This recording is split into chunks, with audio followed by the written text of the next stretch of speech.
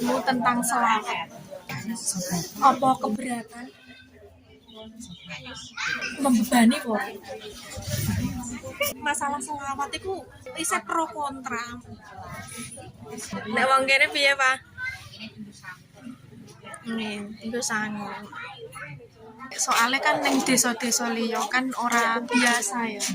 Ora terbiasa. Lah nek wong ora duwe piye? Mosok utang-utang.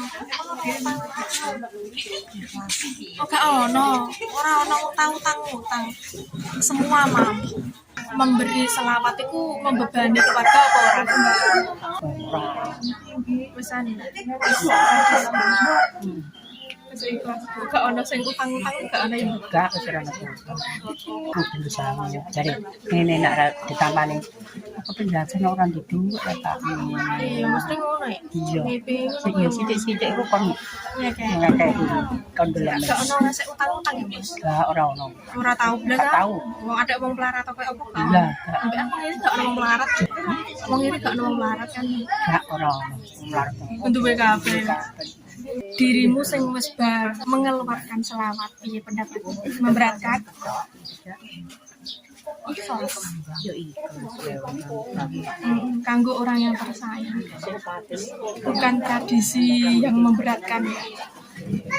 Justru alhamdulillah ya. Bisa membuat apa? Sesuai bersama. Sangu mati tak berupa uang. Kita sekarang asangan cerita itu bisa mana? Emangnya neng kuburan ono bakul jajan. Kene podo, kene urung tahu lakone pokoknya niate sedekah. Iya. Sedekah sangune tinggal sangu. Mereka iso ngiri, aja diiri. Carane kene yo kene, kono yo kono. Nek kamu nggak mampu yo wes. Kene wong ini mampu kabeh kok yo. Ya, Pak. Aku rada ngantuk. Mbak Koim, beri pendapat tentang selawat, Mbak. Memberatkan apa ora? Boten lah. Kan wis Sangu. ini wong ngiri. Heeh. Itu ane neng ono sing tahu utang, Mbak. Enggak tahu ya. Semua mampu ya. Kami yang melakukan tradisi, kami yang mengikuti tradisi, kami yang hidup di sini aja baik-baik saja. Kok kamu yang repot? Tidak ada kebaikan yang sia-sia. Tidak ada sedekah yang sia.